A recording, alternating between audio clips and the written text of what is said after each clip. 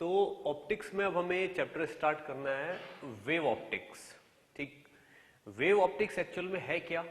Wave optics light की study है, उसको वेव एज्यूम करके। एक्चुअल में क्या है, जो लाइट है उसकी नेचर के बारे में भी दो व्यूज होती हैं, पार्टिकल नेचर और wave nature. Particle nature assume करके, यानी कि लाइट को एक पार्टिकल का सेट एज्यूम करके कुछ थ्योरीज हैं, ठीक है ना, और लाइट को वेव एज्यूम करके कुछ और थ्योरीज हैं, ठीक है ना। कुछ लोग दोनों में बिलीव करते हैं कि जो लाइट है वो पार्टिकल की तरह भी एक्ट करती है और वेव की तरह भी एक्ट करती है, ठीक है ना। तो लाइट्स के बिहेवियर्स जैसे इंटरफेरेंस, डिफ्रैक्शन, रिफ्लेक्शन, रिफ्रैक्शन, बहुत सारे फिनोमिना ऐसे हैं जो लाइट शो करती है। उन फिनोमिना को कभी पार्टिकल एज्यूम करके एक्सप्लेन किया जाता है, ठीक है ना। तो कुछ फिनोमिना ऐसे हैं जो पार्टिकल नेचर से एक्सप्लेन नहीं किए जाते, उनको वेव नेचर की हेल्प से एक्सप्लेन करते हैं, ठीक है। तो साइंटिस्ट के ग्रुप्स हैं, बने हुए हैं, कुछ लोग पार्टिकल नेचर में बिलीव करते हैं, कुछ वेव नेचर में बिलीव करते हैं, ठीक। तो हम इस पर्टिकुलर चैप्टर में लाइट को पढ़ेंगे लेकिन वेव एज्यूम करके। तो चैप्टर स्टार्ट करने से पहले, चैप्टर इज वेव ऑप्टिक्स।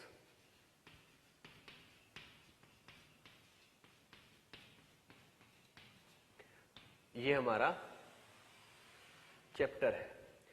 तो वेव ऑप्टिक्स जो चैप्टर है, इसकी स्टार्टिंग करने से पहले मुझे थोड़ा फंडामेंटल्स बताने होंगे कि एक्चुअल में हुआ क्या था। तो हम इसमें क्या पढ़ेंगे? Nature of light, nature of light, ठीक है। इसके बारे में बहुत सारी थ्योरीज हैं, there are so many theories, ठीक। सबसे पहले जो इसके बारे में थ्योरी देने की कोशिश की थी वो न्यूटन ने की थी। न्यूटन्स कॉर्पस्कुलर थ्योरी, ठीक है। देखिए इस थ्योरी में क्या था, न्यूटन ने लाइट को, क्योंकि न्यूटन क्या था, न्यूटन तो मैकेनिक्स बेस्ड इंसान था, वो मैकेनिक्स को बहुत वैल्यू देता था, इसलिए उसने इसमें लाइट को परफेक्ट पार्टिकल नेचर माना। उसने एज्यूम किया कि जो लाइट है वो पार्टिकल से मिलके बनी है। एक रे क्या है? एक रे पार्टिकल की एक लाइन है, एक पार्टिकल के पीछे दूसरा पार्टिकल, फिर तीसरा पार्टिकल, इस तरीके से। तो अगर न्यूटन ने अपनी थ्योरी में रिफ्लेक्शन को अच्छे से एक्सप्लेन कर दिया पार्टिकल थ्योरी की हेल्प से, रिफ्रैक्शन को भी उसने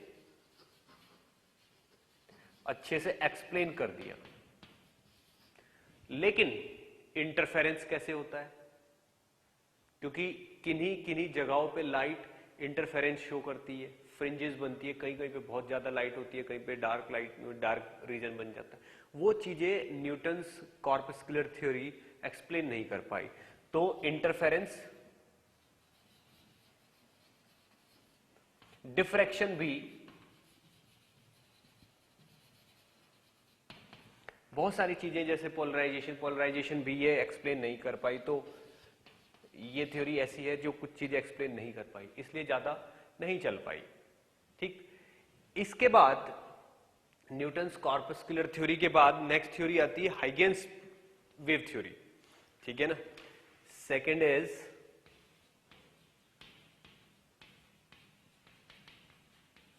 हाइगेन्स वेव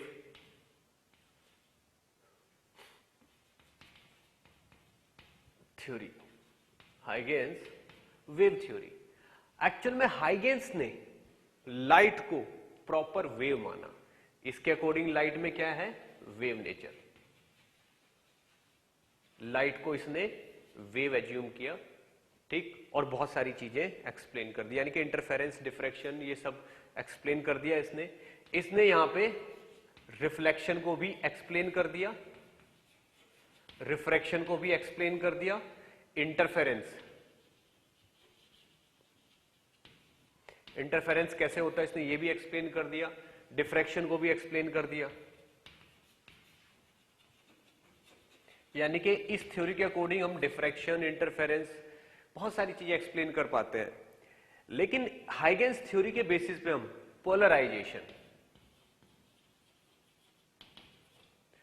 पोलराइजेशन हम एक्सप्लेन नहीं कर पाते। तो हाइगेंस थ्योरी बाकी सब चीजें एक्सप्लेन कर पाई, बस पोलराइजेशन एक्सप्लेन करने में ये फेल हो गई। लेकिन पोलराइजेशन को आगे की बहुत सारी थ्योरीज हैं जिन्होंने एक्सप्लेन कर दिया। तो इस पर्टिकुलर चैप्टर में हमको पढ़ना तो इसी थ्योरी को है, क्योंकि हम इस पर्टिकुलर चैप्टर में लाइट को स्टडी करेंगे वेव एज्यूम करके। और वेव किस साइंटिस्ट ने एज्यूम किया था? हाइगेंस ने। तो एक्चुअल में हमें हाइगेंस प्रिंसिपल बहुत अच्छे से पढ़ के उसको अप्लाई करना है, सीखना है इस पर्टिकुलर चैप्टर में। ठीक, तो हम वापस इसी पॉइंट पे आ जाते हैं। तो हाइगेंस प्रिंसिपल के बाद आई मैक्सवेल्स थ्योरी, ठीक है ना। थर्ड नंबर पे जो आई मैक्सवेल्स इलेक्ट्रोमैग्नेटिक थ्योरी। थोड़ा थोड़ा मैं आपको आइडिया दे देता हूं। मैक्सवेल्स इलेक्ट्रोमैग्नेटिक थ्योरी, ठीक। एक्चुअल में जो न्यूटन्स कॉर्पस्कुलर थ्योरी थी ये अप्रोक्सीमेटली 1675 में आई थी, ठीक। इसके बाद ये हाइगेंस प्रिंसिपल 2-3 इयर्स के बाद ही आ गई थी, ये 1678 के आसपास आ गई थी।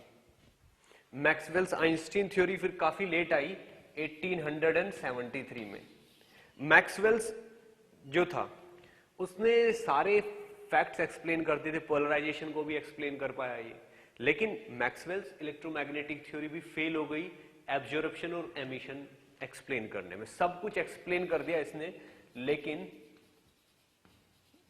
Emission and absorption of light, इसको एक्सप्लेन करने में ये चीज फेल हो गई। तो इसके बाद जो मैक्सवेल्स इलेक्ट्रोमैग्नेटिक थ्योरी थी, इसके बाद आई आइंस्टीन क्वांटम थ्योरी।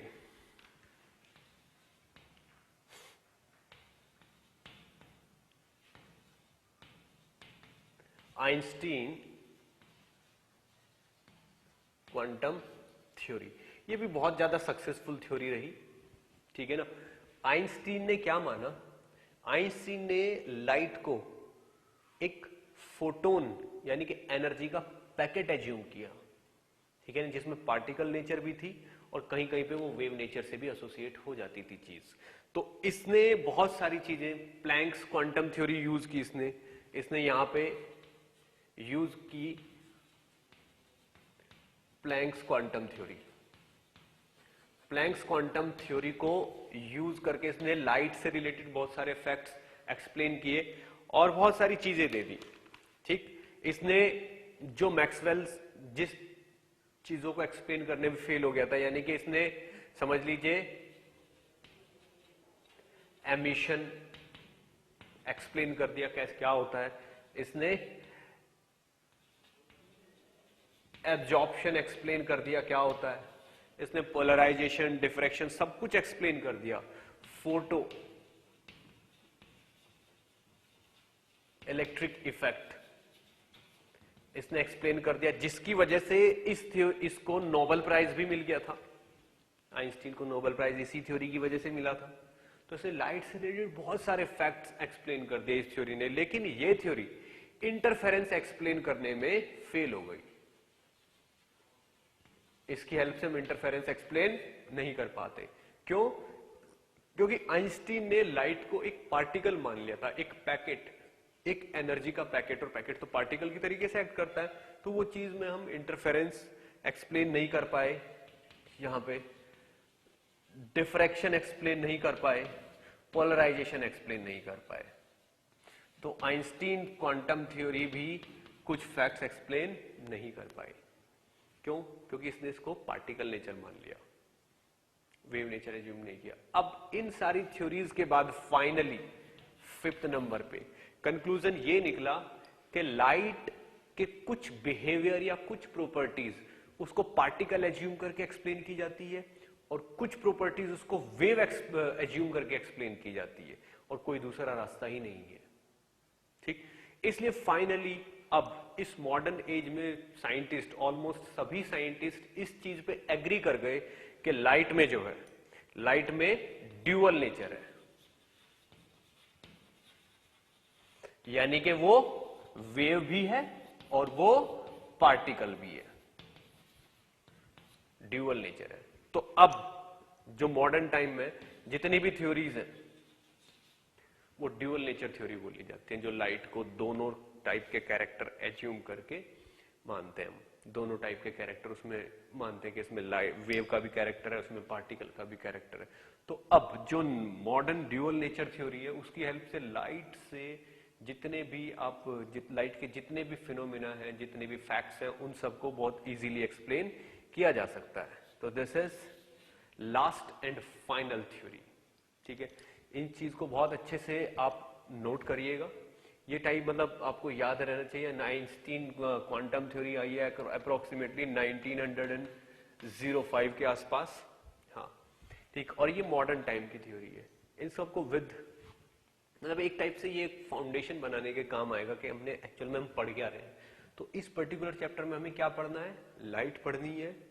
क्या एज्यूम करके, उसको वेव एज्यूम करके, और लाइट को वेव एज्यूम करके मैक्सिमम काम किसने किया है, हाइगेंस ने। तो अब हम इसके बाद हाइगेंस थ्योरी पढ़ेंगे। ठीक, तो इन चीजों को अच्छे से नोट करिए, फिर हम हाइगेंस थ्योरी पे स्विच करते हैं।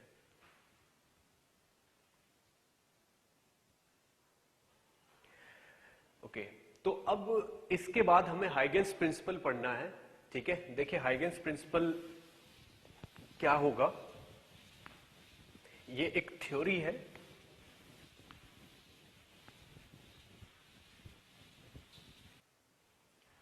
तो हाइगेंस वेव थ्योरी एक्सप्लेन करने के लिए मुझे कुछ टर्मिनोलॉजीज है जो पहले एक्सप्लेन करनी पड़ेंगी, जैसे वेव फ्रंट। ठीक है, तो हम क्या पढ़ रहे हैं, हाइगेंस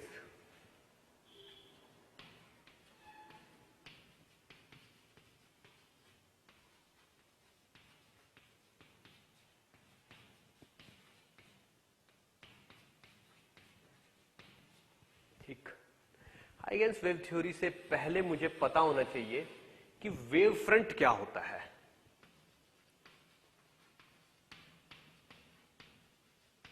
इस वर्ड का काफी यूज होगा इसमें। देखिए वेव फ्रंट क्या होता है, वेव फ्रंट लोकस है उन पॉइंट्स का जिनकी फेज एग्जैक्टली सेम होती है। ठीक है ना, मान लीजिए कोई सोर्स है लाइट का, किसी सोर्स से चारों तरफ लाइट निकल रही है, या किसी भी तरीके से किसी भी पैटर्न में लाइट निकल रही है।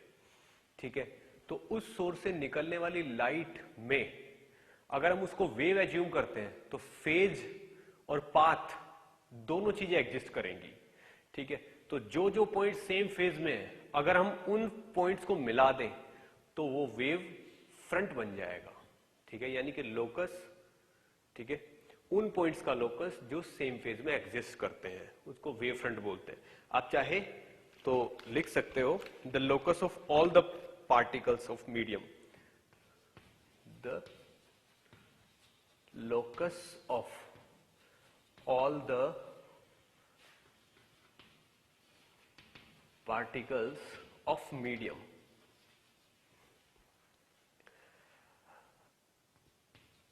vibrating in same phase. This is called as wave front. अब देखिए वेव फ्रंट होता क्या है, मैं थोड़ा सा और एक्सप्लेन कर देता हूं। मान लीजिए ये कोई पॉइंट सोर्स है लाइट का, इसमें से चारों तरफ लाइट निकल, देखिए पार्टिकल मीडियम के हैं, मीडियम के पार्टिकल में से वेव निकल के जा रही है। ठीक है ना, तो मान लीजिए इस डायरेक्शन में, इस डायरेक्शन में, इस डायरेक्शन में, हर डायरेक्शन में वेव निकलेगी यहां से यूं। ठीक है ना, ये कोई पॉइंट सोर्स है।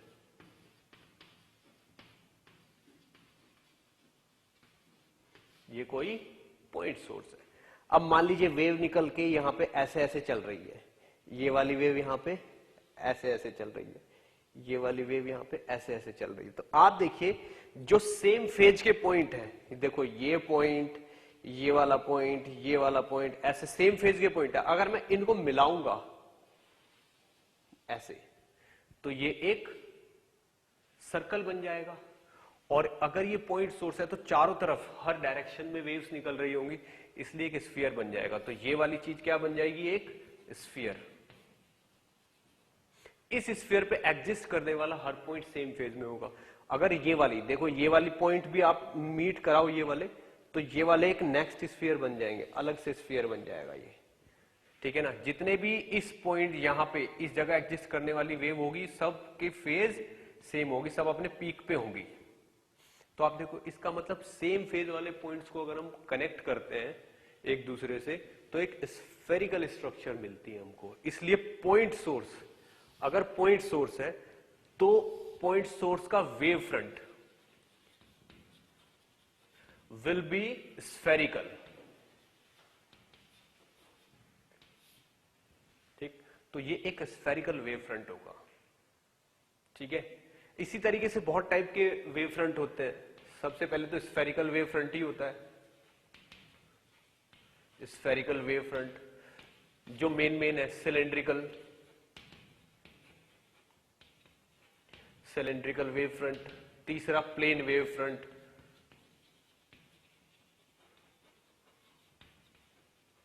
ठीक। स्फेरिकल वेव फ्रंट तो ये आपको दिख ही गया है, ठीक है।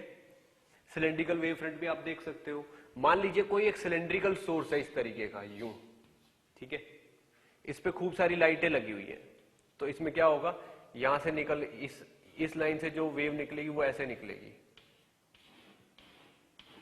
आप एज्यूम कर सकते हो, आप देखिए इस तरीके से निकलेंगे यूं।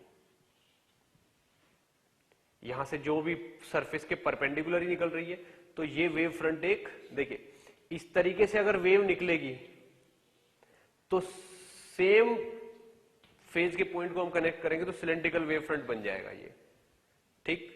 ये हो गया आपका सिलेंड्रिकल वेव फ्रंट। प्लेन, मान लो यहां पे ये एक प्लेन सरफेस है, यहां से वेव निकल रही है, इस पे बहुत सारे पॉइंट है, यहां से वेव निकल रही है इस तरीके से। तो इसमें अगर हम सेम फेज वाले पॉइंट को कनेक्ट करेंगे तो फिर से एक प्लेन ही मिल जाएगा हमको, फिर से एक हमको प्लेन ही मिल जाएगा। तो ये क्या हो जाएगा, this will be plane wave front. तो वेव फ्रंट क्या होगा, वेव फ्रंट वो सरफेस है जिस पे एग्जिस्ट करने वाला हर पार्टिकल सेम फेज में वाइब्रेट कर रहा है, ठीक है। अब हाइगेंस प्रिंसिपल को एक्सप्लेन करने के लिए मुझे वेव फ्रंट वर्ड यूज करना पड़ेगा, उसके बारे में मैंने आपको थोड़ा सा आइडिया दे दिया है, ठीक। अब हम अपने मेन पॉइंट पे आ जाते हैं, ठीक है। हाइगेंस थ्योरी, ठीक है ना। एक्चुअल में हाइगेंस थ्योरी ने माना कि लाइट इज अ वेव, ठीक। इस हाइगेंस थ्योरी को मैं 4 पॉइंट्स में एक्सप्लेन करूंगा, ठीक है ना। 4 पॉइंट्स में मैंने इसको डिवाइड किया हुआ, इस तरीके से मैं एक एक पॉइंट इसका एक्सप्लेन करूंगा, ठीक है ना। फर्स्ट पॉइंट, ठीक है। देखिए फर्स्ट पॉइंट में उसने क्या बोला, आप लिख सकते हो, each point source of light, each point source of light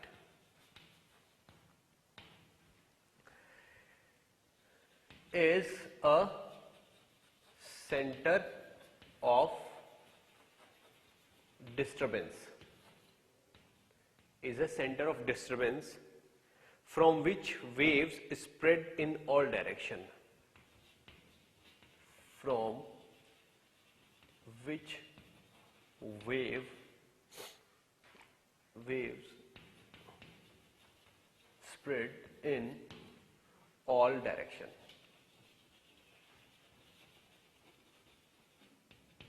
ठीक है।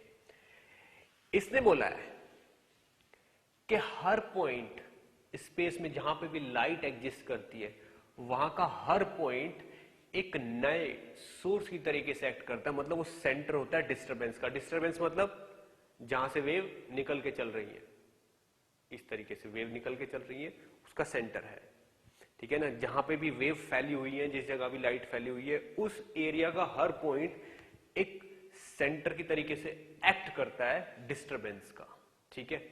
इसलिए वेव फ्रंट ठीक है ना। हर एक पॉइंट नए पॉइंट सोर्स की तरीके से एक्ट करता है। ठीक, इसमें नेक्स्ट पॉइंट क्या बोला गया है, नेक्स्ट पॉइंट क्या है इसका, यानी कि अगर मैं इसी को थोड़ा सा और एक्सप्लेन करूं, एक्चुअल में अगर यहां पे लाइट एग्जिस्ट करती है, इस एरिया में लाइट एग्जिस्ट करती है, तो यहां पे एक्ट करने वाला हर पार्टिकल, हर पॉइंट एक तरीके से नए सोर्स की तरीके से काम करता है। फिर यहां पे अगर कोई पॉइंट है तो वो अपने एक नए सोर्स की तरीके से काम करता है, ऐसे।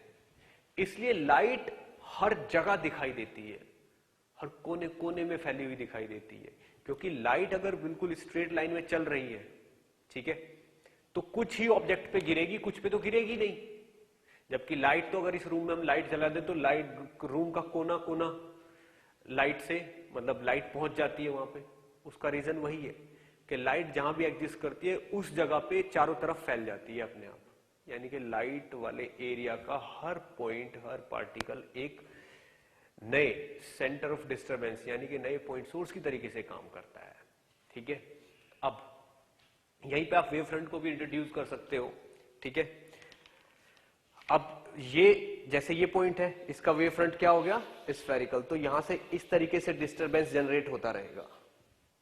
ठीक, हर पॉइंट, ये वाला पॉइंट नए डिस्टरबेंस का सेंटर है, इस तरीके से ये। इसलिए किसी भी बॉडी पे लाइट हर डायरेक्शन से पड़ती है और कोई भी बॉडी हमें चारों तरफ से दिखाई देती है। हर एंगल से लाइट पड़ जाती है किसी भी बॉडी पे, इसलिए वो बॉडी हमें चारों तरफ से अच्छे से विजिबल होती है, क्योंकि लाइट का डिस्टरबेंस हर डायरेक्शन में चलता है। ठीक है, यहीं पे सेकंड पॉइंट देखिए। सेकंड पॉइंट क्या है, यही जो हमने इससे कंक्लूजन निकाला, यही सेकंड पॉइंट है। Each point on the wave front is a source of new disturbance. Each point on the wave front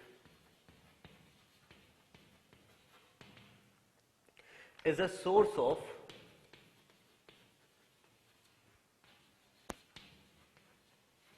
new disturbance.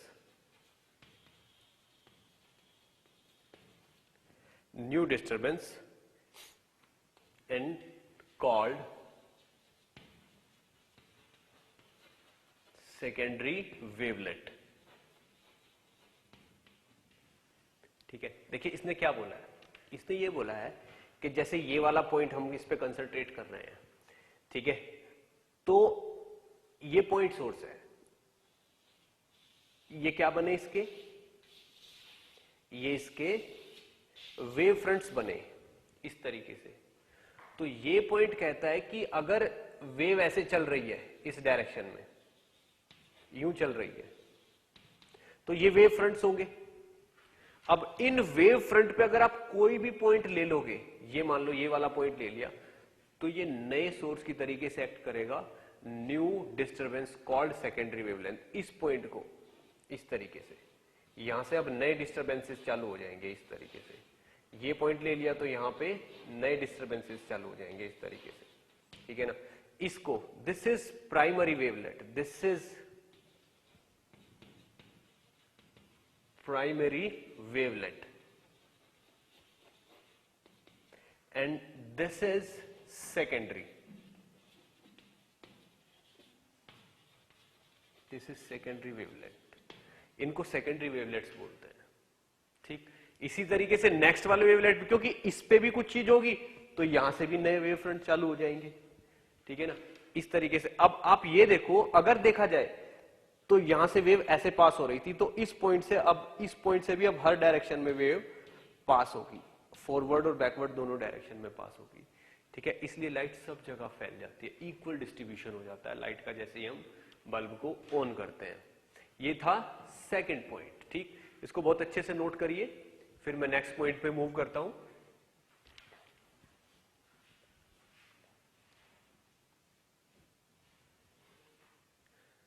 Okay, तो सेकंड वाले पॉइंट को मुझे थोड़ा सा और एक्सप्लेन करना पड़ेगा।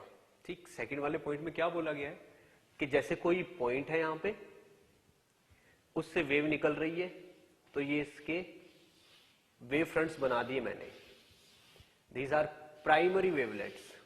ठीक, किसी भी प्राइमरी वेवलेट पे एग्जिस्ट करने वाला कोई भी पॉइंट एक नए सोर्स की तरीके से एक्ट करेगा, तो ये नया सोर्स होगा तो इसके भी वेवलेट्स बनेंगे, ये बन गए, बनते जा रहे हैं। अब वो ये कहता है कि जो ये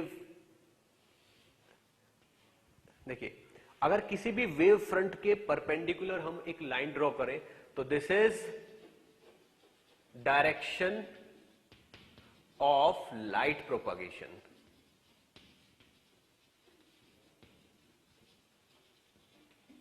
लाइट के प्रोपागेशन की डायरेक्शन होती है वेव फ्रंट के परपेंडिकुलर डायरेक्शन में। तो इस पॉइंट से निकलने वाली लाइट, ये जो पॉइंट है, इस पॉइंट से निकलने वाली लाइट किस किस डायरेक्शन में चलेगी? इस डायरेक्शन में भी चलेगी, इसमें भी चलेगी, इसमें भी चलेगी, इसमें भी चलेगी, इसमें भी चलेगी, ऐसे। इसलिए सब जगह लाइट दिखेगी, यानी किसी बॉडी पे हर एंगल से लाइट पड़ जाती है। अब यहां पे जो भी बॉडी एग्जिस्ट करेगी, यहां से निकलने वाली लाइट इधर तक की तरफ जा रही है और यहां से निकलने वाली लाइट इस तरफ जा रही है। तो यहां पे एग्जिस्ट करने वाली बॉडी पे फ्रंट से भी बैक से भी दोनों तरफ से लाइट होगी, इनफैक्ट चारों तरफ से लाइट होगी। इसलिए ऑब्जेक्ट हमें हर तरफ से विजिबल रहता है। अगर लाइट ऑन कर दो आप तो ऑब्जेक्ट हमें हर तरफ से विजिबल रहता है। ठीक, अब ये बोला है कि ये जो वेव फ्रंट होंगे, नए वाले वेव फ्रंट होंगे, जो ये किसी भी पॉइंट को एज्यूम करके आप जो नए वेव फ्रंट बनाते होंगे, ये सेकेंडरी वेव फ्रंट भी स्फेरिकल ही होंगे, स्फेरिकल ही होंगे ये सेकेंडरी वेव फ्रंट भी। ठीक है, अब थर्ड पॉइंट क्या आता है थ्योरी का? ठीक है, थ्योरी का जो थर्ड पॉइंट आता है वो ये कहता है the forward envelope of the secondary wavelets, the forward envelope of the secondary wavelets at any instant gives the new wavefront. Wavelets at any instant gives the new wavefront. ठीक, इसका meaning क्या हुआ? देखिए, ये रहा अपना पॉइंट सोर्स, इससे निकलने वाले वेव फ्रंट्स हुए ये, इस तरीके से इससे निकलने वाले ये वेव फ्रंट्स हुए।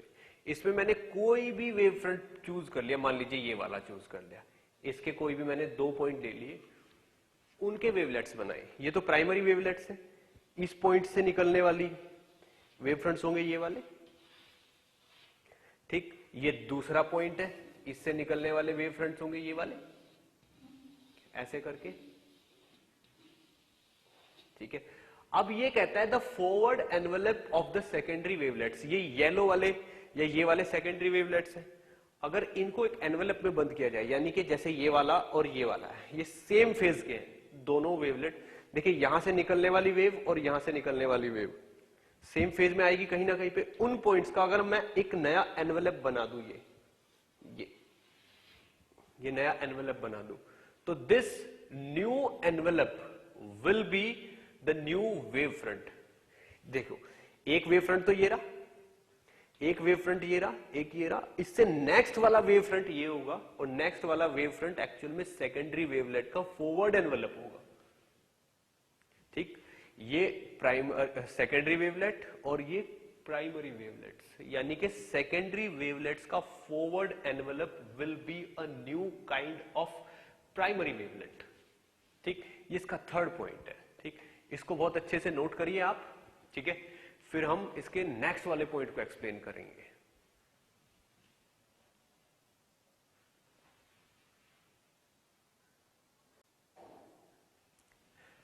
ओके, तो ये जो पॉइंट है यहां पे, ये वाले फॉरवर्ड एनवेलप की बात हुई है यहां पे। ठीक, इसमें अगर देखा जाए, ठीक है, तो जो ये पॉइंट्स हैं, ये वाले पॉइंट्स, अभी ये एक सिंगल मीडियम चल रहा है, अभी मीडियम नहीं बदला है। ठीक है ना, तो मैं मीडियम को यहां पे होमोजीनियस मीडियम बोल सकता हूं, जिसमें स्पीड वेरी नहीं करती। यहां से निकलने वाली डिस्टरबेंस की स्पीड और यहां से निकलने वाली डिस्टरबेंस की स्पीड सेम होनी है, क्योंकि वेव की स्पीड तब तक नहीं बदलती जब तक मीडियम नहीं बदलता। तो इन जो सेकेंडरी वेवलेट्स है, यहां से निकलने वाली वेव और प्राइमरी वेवलेट, पॉइंट सोर्स से निकलने वाली वेव या किसी भी वेवलेट से निकलने वाली वेव, सबकी स्पीड बिल्कुल सेम होती है, ठीक। और इसी पे बेस्ड है फोर्थ पॉइंट। यहां का फोर्थ पॉइंट क्या है? फोर्थ पॉइंट ये है। अब फोर्थ पॉइंट से पहले एक चीज और, ये हम जो भी केस डिस्कस कर रहे हैं ये स्फेरिकल वेव फ्रंट के केसेस है। आप चाहें तो इसको plane wave front, cylindrical wave front, उनमें भी ये चीज वैलिड है। मान लीजिए कोई प्लेन वेव फ्रंट है, प्लेन वेव फ्रंट में रे ऐसे आएगी, यूं करके, यूं, ऐसे। तो ये वाले पॉइंट्स जो होंगे ये एक नए सोर्स की तरीके से एक्ट करेंगे, इस तरीके से। ये वाला होगा, ये नया वाला वेव फ्रंट होगा, ये इसके वेव फ्रंट इस तरीके से होंगे, यूं। अगर इनका भी फॉरवर्ड एनवेलप बनाया जाए तो ये नया वेव फ्रंट निकलेगा। ये पुराना वेव फ्रंट है, ये नया वेव फ्रंट है। इस नए वेव फ्रंट पे भी अगर नए एनवेलप बनाए जाए, इस पॉइंट पे बना लो आप यूं करके, इस पॉइंट पे बना लो आप, ये इनका फर्दर एनवेलप बनाओगे तो वो फिर से नया वेव फ्रंट हो जाएगा। तो सेकेंडरी वेवलेट्स का forward envelope is new primary wave front, ठीक है। अब आप देखो फोर्थ पॉइंट। फोर्थ पॉइंट में से बोला in homogeneous medium, in homogeneous medium, the wave front is always perpendicular to the direction of wave propagation. Homogeneous medium, the wave front is always perpendicular, always perpendicular to the wave propagation. ये आपका fourth point था, ठीक है ना। यानी कि अगर आप कहीं भी किसी भी जगह वेव फ्रंट के नॉर्मल डायरेक्शन में कोई भी लाइन ड्रॉ करो तो आपको वेव प्रोपागेशन की डायरेक्शन दे देगी।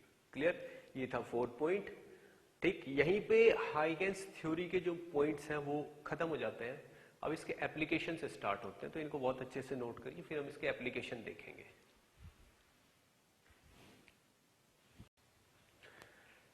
तो हाइगेंस प्रिंसिपल एक्सप्लेन करने के बाद, ठीक है, यानी कि लाइट को वेव की फॉर्म में किस तरीके से पढ़ना है, उसके बाद जो मैंने हाइगेंस प्रिंसिपल के रूल्स एक्सप्लेन किए हैं उनकी हेल्प से हम अब लॉज ऑफ रिफ्लेक्शन और लॉज ऑफ रिफ्रैक्शन डिराइव करेंगे। यानी कि हाइगेंस प्रिंसिपल को यूज करके किस तरीके से रे रिफ्लेक्ट होती है, रिफ्रैक्ट होती है, उसे मुझे अभी समझाना है, ठीक है ना।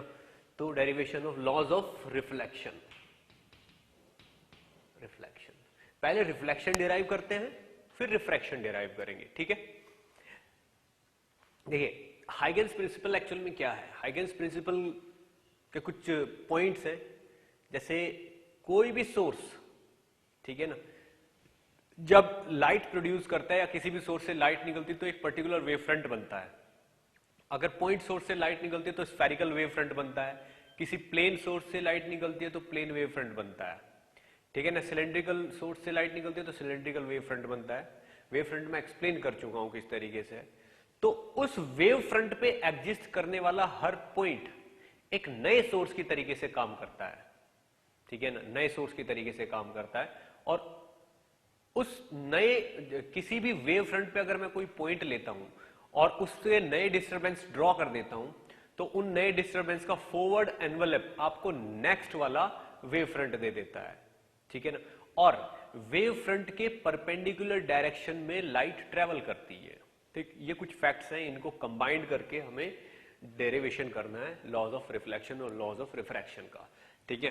देखिए मान लीजिए ये कोई रिफ्लेक्टिंग सरफेस है, ये कोई रिफ्लेक्टिंग सरफेस है, ठीक। अब इस रिफ्लेक्टिंग सरफेस पे रे आती है इस तरीके से। अगर रे इस तरीके से आ रही है तो वेव फ्रंट तो ऐसे आएंगे यूं।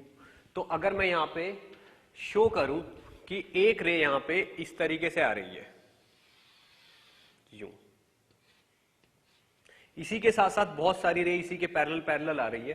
तो एक्चुअल में बहुत सारी रे हैं जो ऐसे आ रही है, यूं आ रही है। उनमें से मैं कोई दो शो करता हूं बस, ठीक है। देखिए मान लीजिए एक रे ये वाली है और ये दोनों रे बिल्कुल पैरेलल है, यानी कि ये दोनों रे एकदम पैरेलल चल रही हैं, यूं चल रही हैं, यूं पैरेलल चल रही हैं। तो जिस वक्त ये यहां पहुंची है वो वाली रे भी अभी तक यहां पे पहुंची है। एक्चुअल में हो क्या रहा होगा, मान लीजिए इस जगह की सिचुएशन देखता हूं मैं। देखिए रे अगर ऐसे चल रही तो वेव फ्रंट ऐसे चल रहा होगा। अगर जिस वक्त रे यहां पे है तो ये वाला पॉइंट, ये वाला पॉइंट, ये वाला पॉइंट, इस तरीके से वेव फ्रंट ड्रॉ हो रहे होंगे, बन रहे होंगे यहां पे, ठीक। अब इन वेव फ्रंट पे कहीं भी एग्जिस्ट करने वाले नया पॉइंट एक नए सोर्स की तरीके से एक्ट करता है, ऐसे ये नए सोर्स की तरीके से एक्ट करेगा यूं। तो अब इन वेव फ्रंट का, सेकेंडरी वेव फ्रंट का आउटर एनवेलोप, फॉरवर्ड एनवेलोप, ये आपको वेव फ्रंट देगा, ठीक। और ये क्या था, ये पुराना वेव फ्रंट था, ये नया वेव फ्रंट। अब जो नया डिस्टरबेंस क्रिएट हुआ है उस पे एग्जिस्ट करने वाला हर पॉइंट एक नए सोर्स की तरीके से काम करेगा, इस तरीके से। तो ये नया डिस्टरबेंस होगा, ये वाला।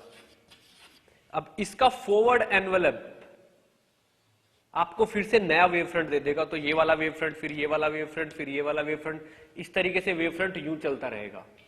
वेव फ्रंट ऐसे चलता रहेगा और रे ऐसे चलती रहेगी, ठीक। तो एक टाइम ऐसा होगा, देखिए ये मीडियम 1 है, दिस इज मीडियम 1। इसका रिफ्रैक्टिव इंडेक्स फिक्स है और इसमें रे की वेलोसिटी भी फिक्स है। अब आप एक चीज देखिए, जब यहां पे मान लीजिए ये वाली रिफ्लेक्टिंग सरफेस है यूं, जब ये वाली रे यहां पहुंची तो ये यहां पहुंची। अब इसका वेव फ्रंट यहां पे एक टाइप से ऐसे चल रहे थे ये वेव फ्रंट, और इसका वेव फ्रंट यूं होगा। इसका वेव फ्रंट तो अब यहां टकरा के इस तरीके से बनने लग गया, और उसका वेव फ्रंट अभी कंटिन्यू है यूं, वो तो चल ही रहा है, आप ये देखिए। लेकिन आप एक चीज देखिए, जब ये वेव यहां टकराएगी तो इसका वेव फ्रंट अब इस वाले मीडियम में ट्रेवल करेगा। अब इसका वेव फ्रंट तो इस तरीके से ट्रेवल करेगा यूं, और इसका वेव फ्रंट यहां पे इस पॉइंट को माना जाए तो इसका वेव फ्रंट ऐसे ऐसे ट्रेवल करता रहेगा यूं। तो आप देखिए स्पीड तो सेम है, जितनी देर दूर में इसका वेव फ्रंट यहां पहुंचेगा, इसका वेव फ्रंट यहां पहुंचेगा। तो आप देखिए इस रे की और इस रे की स्पीड अगर सेम है तो जितने टाइम में ये वेव फ्रंट यहां से चल के यहां पहुंच रहा है इस पॉइंट पे, उतनी देर में ये वाला भी यहां से यहां कहीं तक पहुंच जाएगा। तो अगर मैं इस पॉइंट को ए मान लेता हूं, इस पॉइंट को मैं बी मान लेता हूं, तो ये वाला पॉइंट मान लीजिए सी है, ठीक है। तो यहां पे एक टाइप से ये देखिए, अगर मैं जिस वक्त ये वाला वेव फ्रंट यहां पहुंचा है तो ये वाला यहां पहुंच गया है, टाइप से ये वाला ये यहां पहुंच गया होगा कहीं, ये वाली चीज, ये वाले पॉइंट को मैं डी मान लेता हूं। यानी कि जितनी देर में ये वाला वेव फ्रंट यहां से यहां पहुंचा है, ये वाला वेव फ्रंट यहां से यहां पहुंच गया होगा, ये डी पॉइंट है। अब ये यहां से ऐसे उठ गया और ये ऐसे उठ गया, ये ठीक। जब स्पीड बिल्कुल सेम है तो जितनी देर में ये वाला वेव फ्रंट यहां से यहां पहुंचा है, ये यहां से यहां पहुंच गया, यानी कि मान लीजिए ये काम टी टाइम में हुआ है। तो टी टाइम की वैल्यू क्या होगी, डेफिनेटली टाइम होगा distance by velocity, B C over V, ये भी टाइम टी है। और टी टाइम आप इससे भी निकाल सकते हो, ए डी ओवर वी। तो आप यहीं से देखते B C is equal to A D, यहीं से आपके पास रिजल्ट आ गया, B C is equal to A D. अब बी सी एक्चुअल में क्या है, व्हाट इज बी सी, ये है बी सी, ठीक। अब आप यहां पे बहुत ध्यान से देखिएगा, अगर मैं इस चीज को नॉर्मल बना देता हूं तो ये वाला एंगल है आई, ठीक है ना, और इस वाले एंगल को हम बता रहे हैं आर। इस वाले को आर ले लो, या फिर यहां से इस चीज को अगर मैं यूं ट्रेवल करा दूं ऐसे करके यूं, और इसको ऐसे, तो इस वाले एंगल को यहां पे मैं अगर परपेंडिकुलर उठाऊं यूं, तो ये वाला एंगल भी आर है। आप चाहे इसको आर ले लो या इसको आर ले लो, बात एक ही है। कंजेशन की वजह से मैं वहां पे आर कंसीडर कर रहा हूं। इसको आई रहने देते हैं। अगर ये आई है तो ये देखिए ध्यान से बिल्कुल, ये वाली लाइन, ये वाली लाइन, तो इसके ये 90 माइनस आई होगा, ये वाला एंगल, ये वाला एंगल फिर से आई हो जाएगा, ये वाला एंगल फिर से आई हो जाएगा। और इस ट्राइंगल में, in the triangle A B C,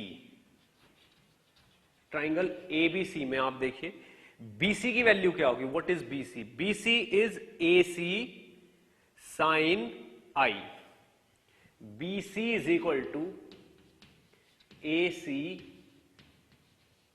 sine i. आप देखिए यहां पे इस ट्राइंगल में, ये वाला अगर मैं ट्राइंगल देखूं यहां से, ये वाला ट्राइंगल, तो this is BC, BC is equal to A C sine i, ये वाला एंगल आई है। इसी तरीके से यहां पे एडी,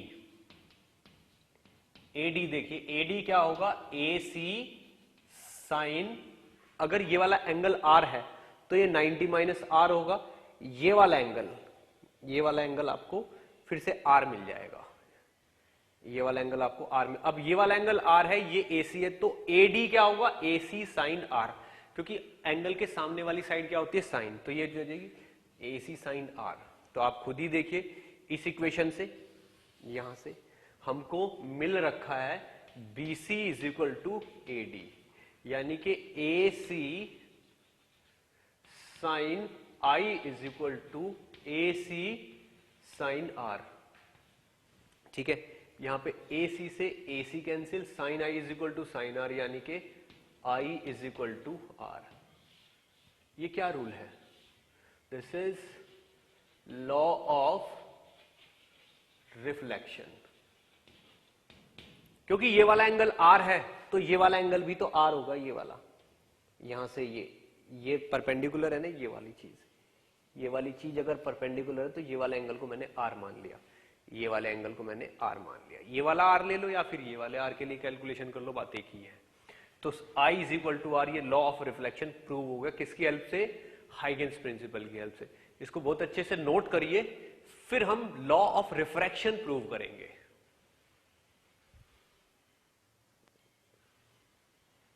ओके, तो रिफ्लेक्शन प्रूव करने के बाद हम रिफ्रैक्शन भी प्रूव करेंगे। अभी दिस इज रिफ्लेक्शन। अब जो ये काम करेंगे हम रिफ्रैक्शन प्रूव करने के लिए करेंगे, लॉ ऑफ रिफ्रैक्शन। ठीक, इसके लिए भी मुझे वही काम करना पड़ेगा। मान लीजिए ये कोई एक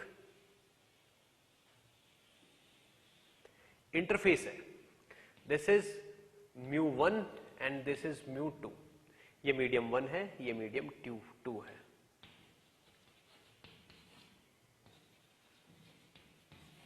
ठीक, वही फिर से दो रे आ रही है, ठीक है ना, इनमें से दो रे इस तरीके से आ रही, मान लीजिए एक रे तो ये आ रही है और दूसरी रे ये आ रही है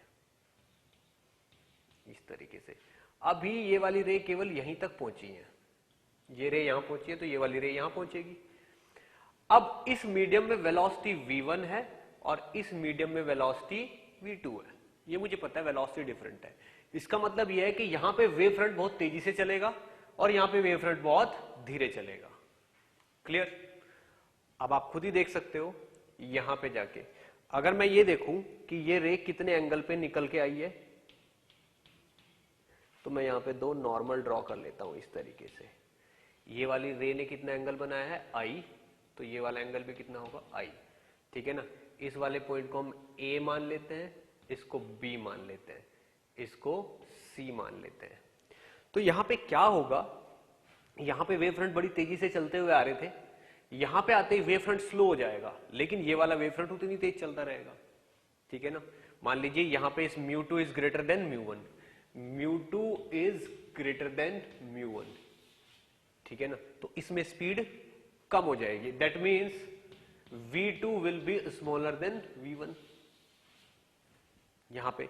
तो यहां पे वेव फ्रंट स्लो चलेगा और यहां पे फास्ट चलेगा। तो जब वेव फ्रंट यहां आएगा तो ये वाला वेव फ्रंट स्लो चलेगा, यानी कि यहां पे तो सर्कल काफी बड़ा बन जाएगा और यहां पे सर्कल छोटा बनेगा। जितनी देर में ये वाला सर्कल होगा, ये वाला सर्कल थोड़ा बड़ा बन जाएगा और ये वाला सर्कल थोड़ा छोटा बनेगा। ठीक है, तो आप देखिए अगर अब वेव फ्रंट ड्रॉ किया जाए यहां पे, तो यहां पे वेव फ्रंट ऐसा आएगा, यूं वाला, यूं आना पड़ेगा वेव फ्रंट को।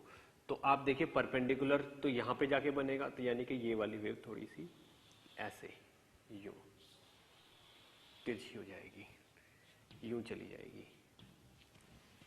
आप खुद ही देखिए, जहां पे जिस वक्त ये वेव यहां पहुंची है, ये यहां पहुंची है, यहां वाले वेव फ्रंट की स्पीड उतनी ही है, और लेकिन यहां वाले की वेव फ्रंट की स्पीड स्लो है। तो जितनी देर में सर्कल वहां पे यूं बनेगा, यहां वाला सर्कल थोड़ा कम दूर जाएगा, तो वेव इस तरीके से चलनी शुरू हो जाएंगी। ठीक है, अब इस डायग्राम को बहुत ही अच्छे से देखना है आपको, ध्यान से। मान लीजिए ये वाला एंगल कितना है, आर, ये वाला एंगल भी यहां पे आर ही होगा। ठीक, अब आप देखो जो ए बी है, अगर ये वाला एंगल आई है तो ये 90 माइनस आई होगा, और ये वाला एंगल कितना हो जाएगा, आई। ठीक है, ये वाला एंगल अगर आर है तो ये 90 माइनस आर होगा, ये वाला एंगल कितना हो जाएगा आपका, आर। ठीक, अब थोड़ी सी ज्योमेट्री लगाते हैं। ठीक, मुझे पता है कि जो टाइम टी लगा है बी को सी तक पहुंचने में, उसको कैसे निकाला जा सकता है, B C by V one. Same time A से डी तक, अगर इस वाले पॉइंट को मैं डी बोल देता हूं, इस वाले पॉइंट को डी पॉइंट बोल देता हूं, दिस इज डी, तो वही टाइम लगा है ए डी तक पहुंचने में, ए से डी तक पहुंचने में, कितनी स्पीड से, v2 से। यानी कि B C by V one और A D by V two दोनों बराबर होंगे। यहां पे आप लिख सकते हो, यहां से B C by V one is equal to A D by V two. Clear? अब आप देखो यहां से B C by A D is equal to V one by V two. What is B C, this is B C, और ये angle आई यानी कि ए C sine आई।